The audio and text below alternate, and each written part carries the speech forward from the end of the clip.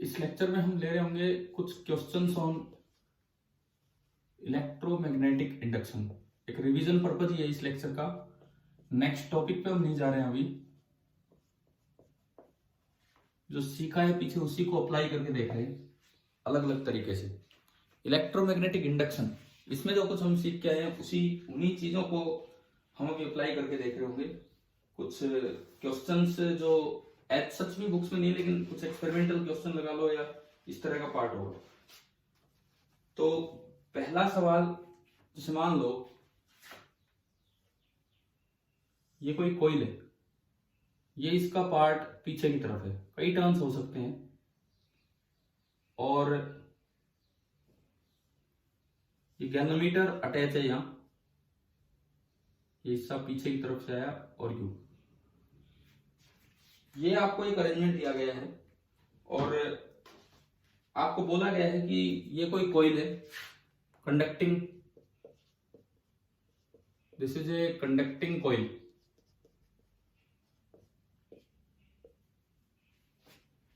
आप एक मैग्नेट को इसकी तरफ ला रहे हैं। एक रिवीजन क्लास ये है, एक तरह से हम कोई आगे कॉन्सेप्ट नहीं लेके जा रहे हैं, एक रिवीजन क्लास है, पीछे जो सीखा उन्हीं पे।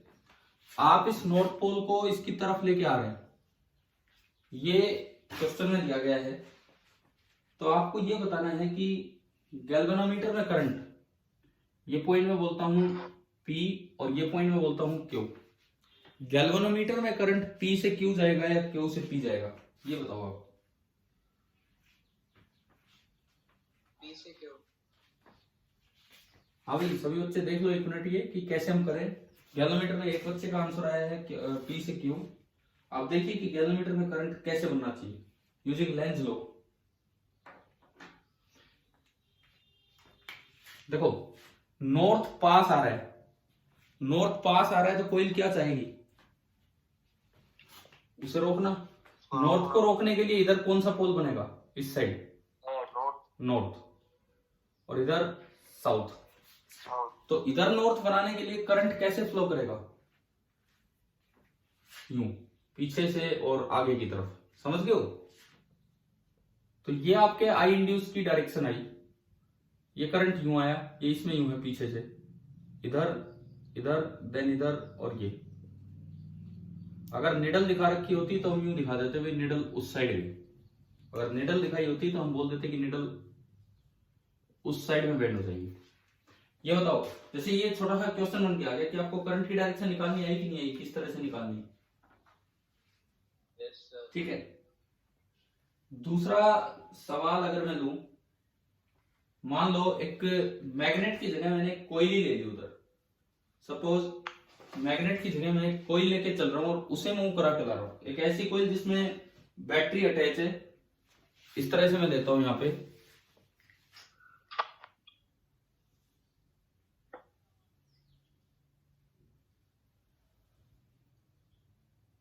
और ये एक बैटरी अटैच है इस तरह से,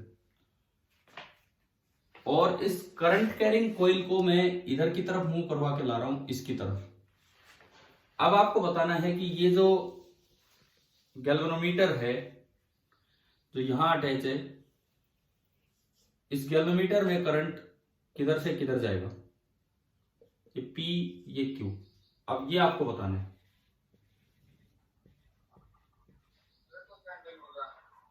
क्वेश्चन आ गया समझ में। उधर कोई मैग्नेट नहीं लिया, एक करंट कैरिंग कॉइल ली, और उस करंट कैरिंग कॉइल जिसमें बैटरी अटैच है, और उसको मैं इधर की तरफ लेके आ रहा हूं। तो अब आप बताएं कि गैल्वेनोमीटर में करंट P से Q जाएगा या Q से P जाएगा। Q से P।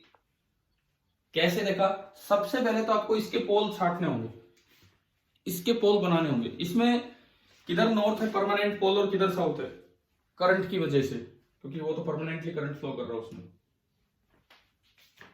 देखिए राइट में नॉर्थ, इसमें यूं करंट आ रहा है, इसमें यूं करंट आ रहा है, तो उधर अंगूठा जा रहा है, यानी कि ये जो इस साइड वाला है this is north and this is south. अब आप इसे एक मैग्नेट की तरह देखो कि जैसे एक मैग्नेट को आप पास ला रहे हो, जिसका साउथ पोल आप इसके पास लेके जा रहे हो, साउथ पास जा रहा है, तो कोइल क्या करेगी, उसे अपोज करने के लिए, उसे रोकने के लिए क्या करेगी, इधर भी साउथ बना लेगी और इधर नॉर्थ।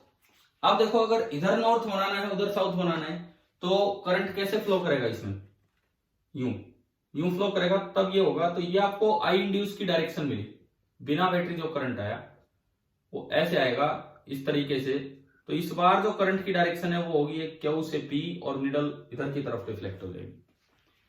बताओ ये डायरेक्शन वाले क्वेश्चन छाटने आ गए हैं कि नहीं, किस तरह से आपको डायरेक्शन निकालनी है। सर ये पहले वाले को पता कैसे लगा कि इस डायरेक्शन में जा रहा है करंट?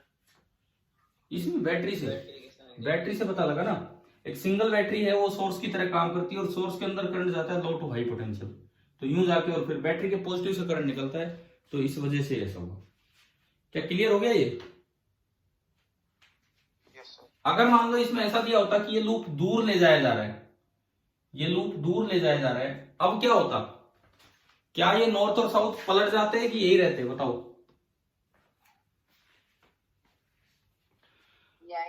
यही रहते, क्योंकि ये तो इसके मोशन की वजह से नहीं है, ये तो इसकी वजह से है। ये जो यहाँ पे बैटरी लगी है तो ये तो यही रहते। लेकिन अब इसको क्या दिखता कि साउथ दूर जा रहा है तो ये अपोज करता, ये रोकता उसे, ये वाली कोई रोकती उसे।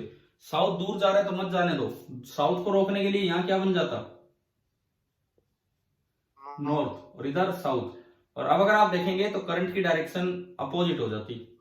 अब करंट की डायरेक्शन अपोजिट हो जाती यूं, और ये निडल उधर की तरफ चली जाती इस तरह से। आ गया भाई, समझ में आए? कोयल से कोयल का भी मोशन बिना मैग्नेट लिए कोयल से कोयल के बीच में ईएमआई आप करवा सकते हैं, ठीक है। और तो और देखो ये वो ओरिजिनल एक्सपेरिमेंट्स ही है, मैं कोई ऐसे ही क्वेश्चन नहीं ले रहा हूं। जो ओरिजिनल फैराडे और हेनरी के जो एक्सपेरिमेंट्स थे उन्होंने इन लोगों मतलब इन चीजों से ही ट्राई किया था उन लोगों ने। मान लो जैसे कोई सवाल में कोई मूव नहीं कर रही लेकिन है कोयल, दोनों आपको कोयल सी दे दी परंतु कोयल मूव नहीं कर रही है। एक ये कोयल है,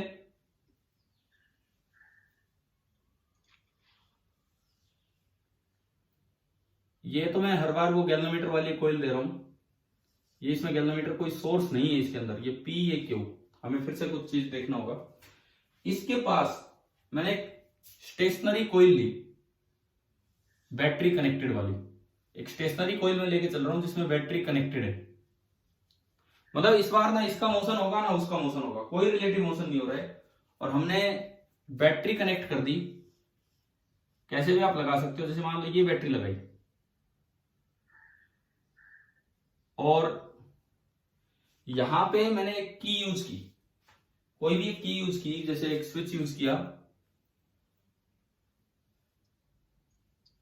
ये नॉर्मल स्विच है जो हमने यहां पे यूज किया। अब ये भी रेस्ट पे है ये भी रेस्ट पे है, लेकिन इसमें बैटरी कनेक्टेड है, ये दोनों का एक्सिस है पी क्यू।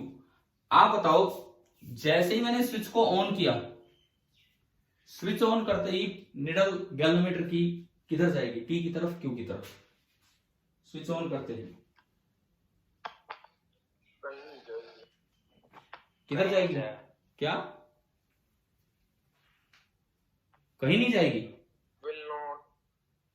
क्यों भाई? क्या एकदम देखो, स्विच ऑन किया उससे पहले करंट था जीरो, जब आपने स्विच ऑन किया उससे पहले करंट था जीरो, करंट जीरो था तो इसकी वजह से कोई फील्ड लाइन यहां नहीं थी, तो बी जीरो था, बी जीरो था तो इनिशियल फ्लक्स जीरो था।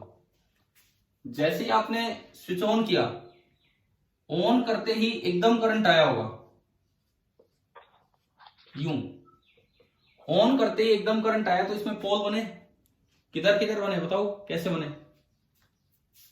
लेफ्ट में साउथ, राइट में नॉर्थ। ये इस तरह से अंगूठा उधर की तरफ जा रहा है तो ये तो नॉर्थ हो गया जिसमें पोल बना, और ये साउथ हो गया। अब देखो जैसे ये पोल बने, इसकी फील्ड लाइन से एकदम से आई, किस तरह से आई समझिए, एक अच्छा केस है ये एक मैग्नेट की तरह काम करने लगेगा, ये एक मैग्नेट की तरह काम करने लगेगा जिसमें ये वाली साइड नॉर्थ है और ये वाली साइड है साउथ।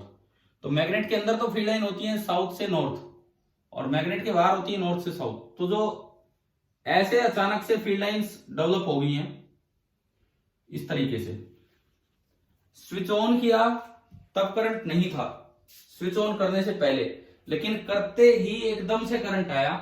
तो जस्ट स्विच को ऑन करने से पहले बी इनिशियल जीरो था तो फाई इनिशियल जीरो था, जस्ट स्विच ऑन करने के बाद वी फाइनल नॉन जीरो है, तो जो फाई फाइनल होगा इसमें से वो भी आपका नॉन जीरो होगा। इसमें से जो फाई फाइनल होगा वो भी आपका नॉन जीरो होगा। तो आप बताओ क्या सडनली इधर वाले लूप में, क्या सडनली इस लूप में फ्लक्स चेंज हुआ है कि नहीं हुआ है? बताओ, मैं बात की बात नहीं कर रहा, हम इसको मूव करवा रहे नहीं करवा रहे, वो बात की बात है।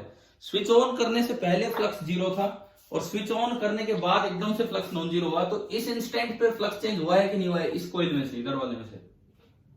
Yes sir. हो गया ना। अगर फ्लक्स चेंज होगा तो लेंज ने बोला है कि भाई करंट आएगा। करंट आएगा तो अब देखो किस तरह आएगा, अब सोचिए इसमें किस तरह से करंट आना चाहिए। बताओ कि फ्लक्स बढ़ा है कि कम हुआ है? पहले ये बताओ, फ्लक्स बढ़ा है या कम हुआ है? बड़ा है। बढ़ा है तो इसको अपोज करने के लिए आएगा। अपोज करने का मतलब है कि अगर ये फील्ड लाइन इधर है तो जो बी इंड्यूस की फील्ड लाइन है वो इधर होनी चाहिए। बी इंड्यूस की जो फील्ड लाइन है वो इधर की तरफ होनी चाहिए। क्या क्लियर हुआ ये डायग्राम यहां तक? ठीक है। अगर बी इंड्यूस की फील्ड लाइन इधर होंगी तो बताओ नॉर्थ और साउथ इसमें कैसे इंड्यूस हुए होंगे? इस वाली कॉइल में, इधर वाले कॉइल में यूं करंट आएगा तभी तो बी इंड्यूस इधर बनेगा। मतलब इसमें बी इंड्यूस इधर बना तो इसका ये नॉर्थ की तरह बिहेव करेगा और ये एकदम किस तरह से बिहेव करेगा? साउथ की तरह। और आपको करंट की डायरेक्शन मिल गई है कि इसमें जो आई इंड्यूस आएगा इस वक्त वो ये होगा। इसका मतलब यूं। तो गैल्वेनोमीटर जो नीडल है वो इधर आएगी पी की तरफ। पहली बात ये बताओ, क्या इस इंस्टेंट पे क्या चेंज हुआ, क्या वो समझ में आ गया है कि नहीं आपको? तो रिपीट कर दो। रिपीट करूं तो मुझे पूरा ही बताना पड़ेगा फिर दोबारा। देखिए दोनों कॉइल्स को आप ध्यान से देखिए, ये वो ओरिजिनल एक्सपेरिमेंट से ही क्वेश्चंस हैं ये जो मैं आपको अभी करवा रहा हूं। मान लो एक कॉइल है जिसमें आपने बैटरी लगा के, बैटरी आप कैसे भी लगा सकते हो, ये आपको ध्यान से देखना होगा बैटरी का कनेक्शन कैसे है। सपोज बैटरी कनेक्शन ऐसे दिखा रखा है यूं, तो बैटरी में करंट यूं चलेगा। अब जरूरी नहीं कि ये एंड पीछे वाले से ही अटैच हो, जरूरी नहीं कि डायग्राम में ये एंड पीछे वाले से ही अटैच हो सकता है ये एंड आगे वाले से अटैच कर रखा हो, कुछ भी हो सकता है। वो तो आपके क्वेश्चन अगर आता है कोई तो उसमें आपको देखना होता है। मैंने ये एंड, आगे वाला एंड, ये जैसे नहीं पी क्यू तो उसको बोलने गैल्वेनोमीटर को, ये वाला एंड सपोज कीजिए पीछे वाले से ज्वाइन किया, तो बीच में मैंने की लगा रखी है, अभी वो ऑफ है। इसके बगल में एक और कॉइल रखी है जिसमें कोई सोर्स नहीं है, केवल गैल्वेनोमीटर अटैच है, केवल गैल्वेनोमीटर अटैच है और इसको पी बोला, इसको क्यू। तो निडल देखना है किधर जाएगी, मतलब किधर से किधर करंट जाएगा, ये हमें देखना है। ये दोनों का कॉमन एक्सिस है, ये दोनों का कॉमन एक्सिस है। अब देखें आप, मान लो मैं स्विच ऑन करता हूं एट टी इक्वल टू 0, तो एक बार मैं बात करूं at T equal to 0 minus, 0 minus मतलब ऑन करने से थोड़ा पहले, और एक बार मैं बात करूं at T equal to 0 plus मतलब ऑन करने के जस्ट बाद। ये नोटेशन समझ गए आप? 0 माइनस 0 प्लस में क्या बताना चाह रहा हूं यहाँ पे? स्विच ऑन करने से जस्ट पहले क्या था और स्विच ऑन करने के जस्ट बाद इस कॉइल में क्या है। अब मैं इस कॉइल की बात करता हूं जिसमें ईएमआई होगा। क्या स्विच ऑन करने से पहले इसमें कोई करंट है? क्या स्विच ऑन करने से पहले इसमें कोई करंट है? नहीं है। करंट नहीं है तो कोई फील्ड ही नहीं है, कोई फील्ड ही नहीं है तो इसमें से कोई फ्लक्स नहीं है, तो यहां पे फाई इनिशियल इज 0। अब मैंने जैसे उसको स्विच ऑन किया, जैसे उसको स्विच ऑन किया एक करंट आएगा। अब आपको ध्यान से देखना है, बैटरी में से करंट यूं चलाना है और ऊपर ध्यान से देखना है कि ये पिछले हिस्से से जुड़ा हुआ है कि अगले हिस्से से। तो पीछे वाले हिस्से से जुड़ा है तो ये इस तरह से मूव करके करंट आएगा और ये इसमें आपको करंट मिल गया। करंट मिलते ही एक मैग्नेट की तरह बन जाएगा। और ये कैसा मैग्नेट होगा? जो करंट यूं घूम रहा है तो उधर की तरफ मैग्नेटिक मोमेंट होगा, मतलब ये वाला एंड नॉर्थ की तरह बिहेव करेगा। यहां पे मैंने एक मैग्नेट बना दिया इस तरह से, ये वाली साइड नॉर्थ की तरह काम करेगी और ये वाली साइड साउथ की तरह। पहले बताओ ये इतना आया क्या समझ में? Yes sir. ठीक है। और जो इसकी फील्ड लाइंस होंगी वो ऐसे बनेंगी, मैग्नेट के अंदर साउथ से नॉर्थ और मैग्नेट के बाहर ये। तो ये इसकी फील्ड लाइंस होंगी, ये मैंने एरो लगाया इस पे, ये इसकी फील्ड लाइंस होंगी। सिमिलरली यहां अगर मैं देखता हूं तो ये इसकी फील्ड लाइंस होंगी। तो क्या आपको एकदम से जो फील्ड जनरेट हुआ वो दिख गया है कि इसको क्रॉस करके जा रही है फील्ड लाइन, इधर वाली कॉइल को क्रॉस करके जा रही है, तो फाई फाइनल नॉन जीरो होगा। तो क्या इसमें से फ्लक्स चेंज हुआ कि नहीं इस कॉइल में? ऑन करते ही हुआ ना, फ्लक्स चेंज हुआ तो ईएमएफ इंड्यूस होगा। अब फ्लक्स बढ़ा है कि कम हुआ है? पहले जीरो था, अब नॉन जीरो हो गया, बढ़ा है। तो इस तरह से करंट आएगा कि वो इस फ्लक्स को कम करवाए। मतलब जो बी इंड्यूस्ड बनेगा वो बी अप्लाइड से अपोजिट बनना चाहिए। बी अप्लाइड तो इस कॉइल के लिए उधर है, बी अप्लाइड अगर उधर है तो बी इंड्यूस की डायरेक्शन उससे अपोजिट आनी चाहिए, मतलब इंड्यूस्ड करंट की वजह से जो बी है। और इधर बी इंड्यूस चाहते हो तो इसमें करंट यूं आएगा, तभी जाके बी इंड्यूस बनेगा। तो इसमें ये आई इंड्यूस बनेगा और ये इसका इक्विवेलेंट नॉर्थ पोल और ये इसका इक्विवेलेंट साउथ पोल। लेकिन ये एक मोमेंटरी करंट आएगा, बस एक क्षण भर के लिए करंट आएगा। क्यों? क्योंकि उसके बाद आप इस लूप को चला नहीं रहे हो। अब आपने अगर इसे ऑन ही करके रखा, अगर आपने इसे ऑन ही करके रखा तो अब बी फिक्स हो गया, बी फिक्स हो गया, बी फिक्स हो गया तो फ्लक्स नॉन जीरो है और फिक्स हो गया। और अगर वो फिक्स हो गया तो उसका डिफरेंशिएशन लेटर टाइम पे जीरो हो जाएगा। यानी कि बस ये एक मोमेंटरी करंट आएगा और उसकी डायरेक्शन क्या होगी, देखिए ये जिस तरह से इसमें करंट आया है यूं, यानी कि ऑन करने से पहले निडल जीरो पे थी, ऑन करते ही निडल पी की तरफ डिफ्लेक्ट होगी लेकिन तुरंत वापस चली जाएगी and it will show a momentary deflection.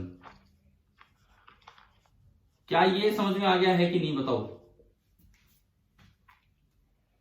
हाँ भाई, ये समझ में आया कि वापस क्यों चली जाएगी?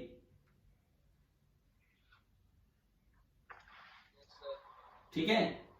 अब देखो उसके बाद मान लो सपोज कीजिए इस स्विच आपने वो ऑफ किया। स्विच ऑन या ऑफ करना है, इसके लिए दो तरह की चीजें होती है लैब में। एक तो पूरा स्विच जो हमने कभी देखा भी होगा, उसमें वो की डाल दो तो ऑन हो जाता है और की निकाल दो तो ऑफ हो जाता है। एक होती है टैपिंग की। टैपिंग की में क्या होता है, उसको टैप किए रखोगे, प्रेस किए रखोगे तो ऑन रहेगी और जैसे आप रिलीज कर दोगे वो ऑफ हो जाएगी। तो दोनों तरह के अरेंजमेंट यूज की जा सकते हैं स्विच को ऑन या ऑफ करने के लिए। चलो ये बताओ, ये यहां तक का काम समझ में आया क्या हुआ है क्या नहीं, इतना। अब अगर मैं इसको चला नहीं रहा हूं और बैटरी कनेक्टेड है तो क्या अब ये करंट दिखाएगा इधर वाली कॉइल? क्या अब ये करंट दिखाएगा इधर वाली कॉइल में? बोलो, अभी बताया था मैंने, नहीं दिखाएगा। तो मान लो देखो यार, ये गैल्वेनोमीटर तो लैब की बातें हैं। जैसे कोई अब फेराडे और हेनरी, ये फेराडे ज्यादा इनोवेटिव साइंटिस्ट थे। फेराडे एक बहुत ही तगड़े इनोवेटिव साइंटिस्ट थे। मतलब उस समय क्या होता था कि इंसुलेटर भी नहीं होते थे। आजकल आप वायर लाते हो, आजकल आप कोई भी वायर लाते हो, क्या उसके ऊपर रबर की कवरिंग आती है कि नहीं? बताओ, कोई वायर आप यूज करते हो रबर की कवरिंग होती है। उस समय कोई ऐसी वायर ही नहीं बनी थी। फेराडे का जो मतलब बताया जाता है, जो रिकॉर्ड्स में है, कि फेराडे अपने घर से अपने वाइफ का पेटीकोट उठा लाता था। मतलब जो बोला जाता है, जो बुक्स में लिखा है, जो रिकॉर्ड्स में बताया गया कि वो अपने घर से अपनी वाइफ के कपड़े, पेटीकोट, इस तरह की चीजें लेके और उनके ऊपर, वायर्स के ऊपर वो कपड़ा सा सील देता था या लगा देता था, जस्ट इसलिए कि करंट ना लगे। समझ में आया क्या कर रहा है वो? मतलब एक जुगाड़ बना रहा है कि कैसे उस पर इंसुलेटर लगा के अपना एक्सपेरिमेंट किया जा सके। ठीक है। उसके पास गैल्वेनोमीटर नहीं था, फिर भी मान लो उसने, जब बिल्कुल शुरुआत में गैल्वेनोमीटर नहीं भी था तब भी उसने देख लिया होगा। तो कैसे आप कुछ भी, ये मैं नहीं कह रहा कि ये रिकॉर्ड में नहीं बातें, ये जो गैल्वेनोमीटर नहीं था ये वाली बात, लेकिन वो पेटीकोट वाली बात तो है रिकॉर्ड्स में। तो इन केस अगर आपको पास गैल्वेनोमीटर नहीं है तो भी आप ये चीज चेक कर सकते हो। घर पे कोई ऐसी चीज हो जो बस एक बार डिफ्लेक्शन दिखा दे, डिफ्लेक्शन ना दिखाए तो एक बार ऑन हो जाए। जैसे टॉर्च का बल्ब देखा है आपने, छोटा सा टॉर्च बल्ब होता है ना, बिल्कुल छोटा सा बल्ब, वो भी बेस्ट है। आप एक बार यहां लगा दीजिए तो जैसे ही आप इसको ऑन करेंगे वो एक बार ऑन होगा और तुरंत ऑफ हो जाएगा। तो हम क्लियरली समझ जाएंगे कि इसमें करंट आया था। और भी कोई तरीका आप यूज कर सकते हो। क्या समझ में आया कि गैल्वेनोमीटर की एब्सेंस में कैसे ये चीजें चेक कर लेनी है एक्सपेरिमेंटली? ठीक है। अब देखो, अब इसके बाद वैसे मैं आपको बताऊं, गवर्नमेंट इन्हीं चीजों को ज्यादा प्रमोट करती है जो बच्चा इस तरह के काम करता है। क्योंकि किताबों का पढ़ा हुआ तो पढ़ पढ़ के कोई भी चला जाएगा। जो इस तरह के काम थोड़े सोचता है कि ऐसे क्वेश्चन सोचता है कि भाई ये ना हो तो क्या करें, तो ये सब चीजें आप में डेवलप होनी चाहिए। आप लोग आगे केवीपीवाई या एनटीएससी, अभी आगे केवीपीवाई देंगे +1 में, तो केवीपीवाई और उनमें इंटरव्यू वगैरह में इस तरह के क्वेश्चंस भी बड़े कॉमन होते हैं। वो आपकी साइंटिफिक नॉलेज चेक करना चाहते हैं, ना कि ये कि आपने क्या रट के सीखा है, वो नहीं। चलिए देखिए, अब देखो इसको ऑफ करेंगे। अब मैं इसे ऑफ करूंगा, मैंने स्विच ऑफ कर दिया, तो अब क्या होगा, शुरू में एक मोमेंटरी डिफ्लेक्शन होके 0 पे आ गई थी नीडल, 0 पे ही थी, जब तक करंट चलता रहेगा ये 0 पे थी। लेकिन आपने स्विच ऑफ किया तो अब क्या होगा बताएं, बताओ, सोच के बताओ, क्या स्विच ऑफ करने पे भी कुछ होगा या नहीं? क्या स्विच ऑफ करने पे भी कुछ होगा इधर गैल्वेनोमीटर में? देखिए सुनिए, आप जवाब देना चाहिए आपको, इतनी देर होगी, मैं 4 बार पूछ चुका हूं। क्या स्विच ऑफ करने पे भी गैल्वेनोमीटर में कुछ डिफ्लेक्शन होगा? बिल्कुल होगा। ठीक है, बीच में डिफ्लेक्शन नहीं था, ये वापस आ चुकी थी नीडल अपनी 0 लेवल पे, ये डिफ्लेक्शन इधर की साइड होके खत्म हो चुका था। अब देखिए, मान लो आपने स्विच ऑफ किया और उस टाइम को मैं बोलता हूं t=0, स्विच ऑफ करने के टाइम को t=0, या टैपिंग की है तो उसे रिलीज किया, वो स्विच ऑफ करने का टाइम है। तो जस्ट 0 माइनस पे देखो, स्विच ऑफ करने से जस्ट पहले करंट था या नहीं था? था, तो इसका मतलब फाई इनिशियल, इसमें से फाई इनिशियल नॉन जीरो था। स्विच ऑफ करने के जस्ट बाद करंट गायब तो बी गायब, तो फाई फाइनल कितना हो गया? 0। अब बताओ, इस कॉइल में से फ्लक्स बढ़ा है कि कम हुआ है? कम हुआ है। तो लेंज ने क्या बताया था कि किस तरह से करंट आएगा उसको सपोर्ट करने के लिए, क्योंकि वो डिक्रीज हो रहा है। समझ में आ रहा है? उसको सपोर्ट करने के लिए करंट आएगा क्योंकि ये डिक्रीज हो रहा है। और सपोर्ट करने का तरीका होता है कि जिधर भी अप्लाइड है उधर ही बी इंड्यूस बन जाए। तो बी अप्लाइड इस कॉइल के लिए तो उधर था, दूसरी कॉइल की वजह से इस कॉइल के लिए बी अप्लाइड उधर था, तो जो बी इंड्यूस बनना चाहिए वो भी इधर ही बनना चाहिए, उसको सपोर्ट करने के लिए, जो कम हो रहा है उसको सपोर्ट करने के लिए। बी इंड्यूस अगर उधर चाहते हो तो करंट यूं लेना होगा, करंट इसमें यूं लेना होगा, बी इंड्यूस अगर आप उधर चाहते हैं तो ये आपका बन गया आई इंड्यूस, एंड इस तरह से करंट आया। तो अब बताओ, अब नीडल किधर जाएगी? क्यू की तरफ। क्या क्यू की तरफ थोड़ी देर रुकी रहेगी, या बस एक मोमेंटरी डिफ्लेक्शन ही होगा दोबारा भी?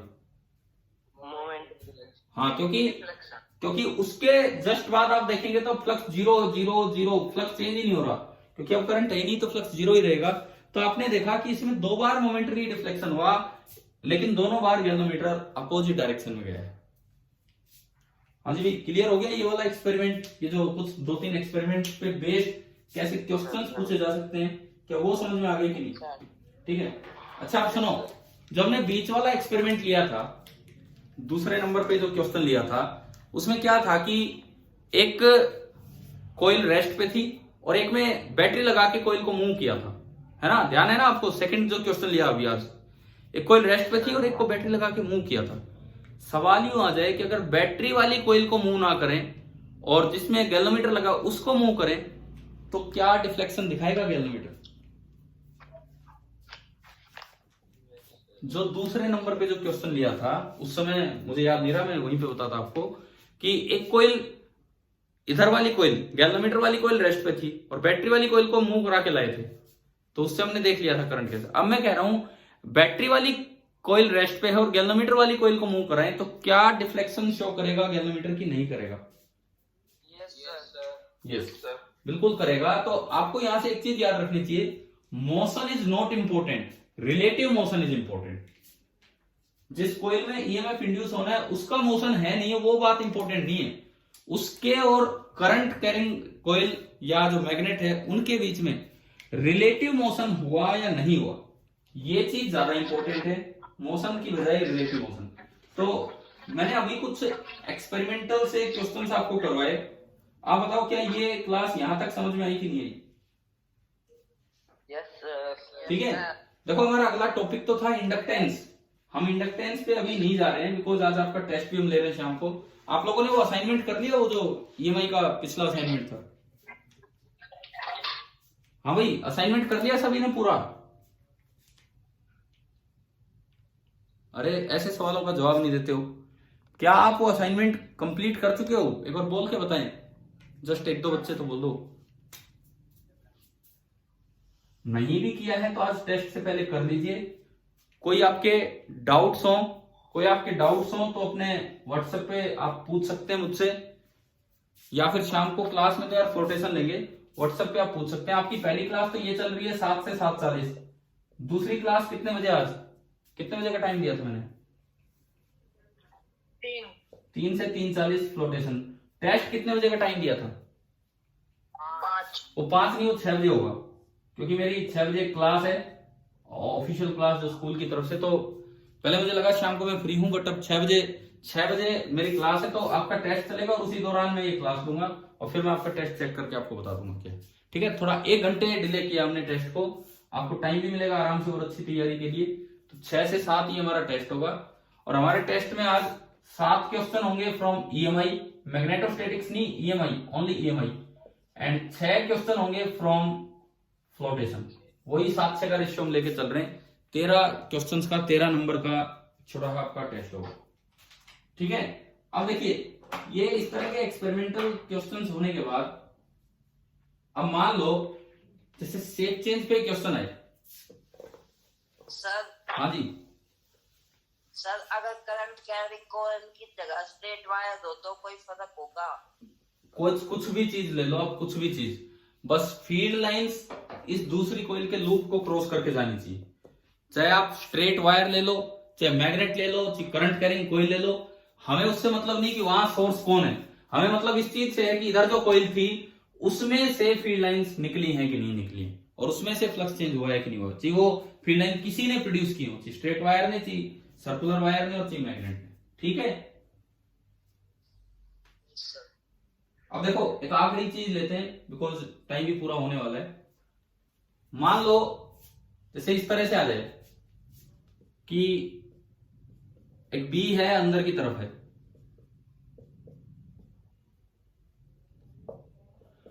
हमें एक एल लेंथ की कंडक्टिंग वायर दी है, एल लेंथ की कंडक्टिंग वायर, उसको एक सर्कल की शेप में बना के यहां रख दिया, इसी को सर्कल की तरह बना के यहां पे रख दिया। अब मैंने इसकी शेप चेंज की और सर्कल से इसे बना दिया स्क्वायर, सर्कल टू स्क्वायर में इसे कन्वर्ट कर दिया। तो 2 सवाल, पहली बात, करंट जनरेट होगा कि नहीं होगा जब ये सर्कल से स्क्वायर बना है, और दूसरी बात, अगर होगा तो क्लॉकवाइज होगा कि एंटी क्लॉकवाइज होगा। ये इस क्लास का आखिरी सवाल, ये लगा लो अभी, फिर आगे बाद में पढ़ रहे होंगे। हाँ जी, क्या देखो बी कांस्टेंट है, आपने बी जो लिया है वो कांस्टेंट है, आप केवल इसकी शेप चेंज कर रहे हैं, सर्कल से आपने स्क्वायर बना दिया। क्या फ्लक्स चेंज हुआ है कि नहीं हुआ है कॉइल में से? यस सर, हुआ। क्यों चेंज हुआ है? Yes sir. क्यों चेंज हुआ है बताओ, किसकी वजह से चेंज हुआ है? फ्लक्स का फॉर्मूला होता है B into S into cos theta, area area area की वजह से। एरिया चेंज हो गया तो बी चेंज हो गया, ना सॉरी, फ्लक्स चेंज हो गया। तो इसका मतलब ये हुआ कि भाई फ्लक्स चेंज हुआ तो करंट आएगा। अब बात आती है कि करंट किस तरीके से आएगा, क्लॉकवाइज की एंटी क्लॉकवाइज। तो इसके लिए आपको ये देखना होगा कि फ्लक्स बढ़ा है कि फ्लक्स कम हुआ है। तो इसके लिए आपको ये देखना होगा कि एरिया बढ़ा है कि एरिया कम हुआ है। बताओ, इसका एरिया ज्यादा है कि इसका एरिया ज्यादा है? सर्कल। कैसे कैसे कैसे मतलब किस तरह से आपने बताया? तो वहां से देखो, मान लो सर्कल का रेडियस आर है और स्क्वायर की एज लेंथ है ए, तो अगर एल लेंथ का सर्कल बनता है तो अगर मैं इसमें देखूं तो एल बराबर 2πr हो गया, भाई यही तो एल बना 2πr के रूप में। तो यहां से आर आपका निकल के आया l/2π। तो जो एरिया इनिशियल है, area initial pi r square, circle का एरिया, तो पाई इंटू आर का स्क्वायर, l²/4π²। तो ये एरिया आया l²/4π, एक पाई से पाई गया। ठीक है, अब मैं बात करता हूं फाइनल की। ये पूरी लेंथ l है, तो a को मैं l/4 लिख सकता हूं, पूरी लेंथ L है तो A आपका L/4 हो गया। तो जो स्क्वायर का एरिया होगा, साइड का स्क्वायर A स्क्वायर, तो ये कितना हो गया L²/16। पहले था L²/4 पाई नियरली 3.14, तो यहां तो ये नियरली L²/12 आ रहा है और यहां ये हो गया L²/16। तो बताओ एरिया कम हुआ है कि ज्यादा हुआ है? एरिया कम हुआ है कि ज्यादा हुआ है? कम हुआ है। एरिया कम हुआ है, ठीक है। एरिया कम हुआ है तो फ्लक्स कम हुआ कि ज्यादा हुआ? बोलते चलो आप। फ्लक्स कम हुआ है।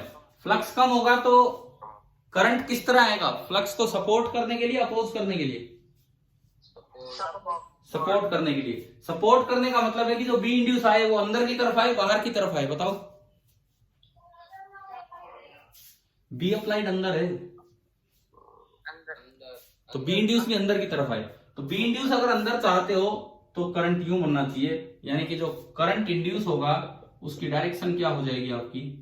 क्लॉकवाइज। ठीक है। और आपको ये कोई भी शेप दी जाए, बार बार एरिया कैलकुलेट करने की जरूरत नहीं है। आप एक बात याद रखो, for a given length, for a given periphery, for a given boundary, for a given circumference, a circle has maximum area than any other shape. अगर आप प्लेनर कोई भी शेप बनाते हो, उससे रेक्टेंगल बना लो, उससे स्क्वायर बना लो, उससे कोई भी शेप बना लो, उससे ट्राइंगल बना लो, जो मैक्सिमम एरिया आता है वो किसका आता है? सर्कल का आता है। क्या ये मैथमेटिकल रिजल्ट आप याद रख लोगे? ठीक है। ये 12th या 11th या 12th के मैथ्स का ये क्वेश्चन है मैक्सिमम एंड मिनिमम का, कि for a given length circle has maximum area. वो मैक्सिमम मिनिमम में ये प्रूव किया जाता है कि भाई किस तरह से होता है। चलो तो आप बताओ कि ये वाले चीजें आ गई ना समझ में, कि कैसे। मैं आज केवल अभी डायरेक्शन ही आपको दिखा रहा हूं कि किस तरह से डायरेक्शन बनाई जा रही है। ठीक है। सपोज इसी पे, बिल्कुल इसी पे एक क्वेश्चन लेता हूं जो डायरेक्शन वाली बात है।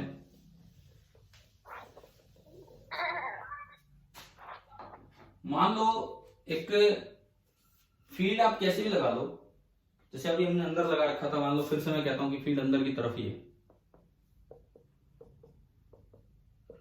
इस तरह का है, और इसमें कोई आर्बिट्रेरी शेप का लूप दे दिया।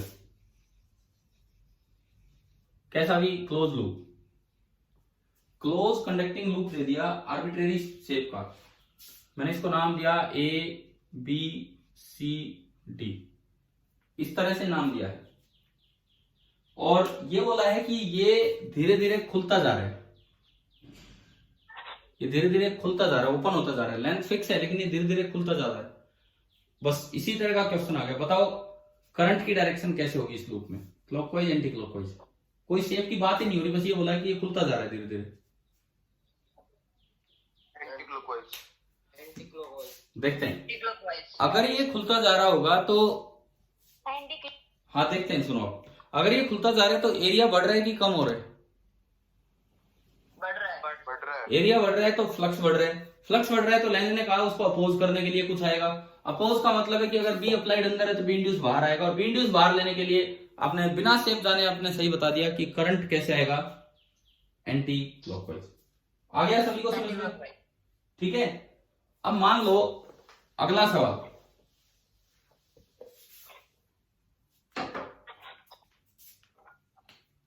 अगेन ये कोई भी लूप था, कैसी भी शेप का, फिक्स लेंथ का, इसको ऐसे फील्ड में रखा गया है। बी यूनिफॉर्म है और इधर की तरफ, और ये खुलता जा रहा है, टर्निंग इनटू अ सर्कल। ये जो लूप है this is turning into a circle. अब बताओ करंट कैसे आएगा? अभी बताओ करंट कैसे आएगा? एरिया बढ़ रहा है कि कम हो रहा है? कम हो रहा है। कम हो रहा है। एरिया बढ़ रहा है कि कम हो रहा है? मैं कह रहा हूं टर्निंग इनटू सर्कल। सर्कल का एरिया मैक्सिमम होता है फॉर अ गिवन लेंथ। तो फिर दोबारा बोलो, देखो ये किसी भी शेप का था, पिछली शेप है, मैंने बस बी की डायरेक्शन चेंज की है और ये खुलता जा रहा है, मतलब टर्निंग इनटू सर्कल। तो एरिया बढ़ा कि कम हुआ? आप बताएं, जल्दी बोलो, फिर टाइम पूरा हो जाएगा हमारा। ओह हो ही गया टाइम तो पूरा, ठीक है।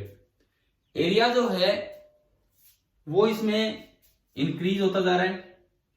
Area is increasing but flux is not increasing. सबसे अच्छी बात यही है इस सवाल की कि एरिया इंक्रीज होने से भी फ्लक्स इंक्रीज नहीं हो रहा, क्योंकि इसमें एरिया वेक्टर और बी वेक्टर के बीच का एंगल 0 डिग्री है, 90 डिग्री है सॉरी। तो फ्लक्स इनिशियल होगा B into A initial into cos 90 degree, 0।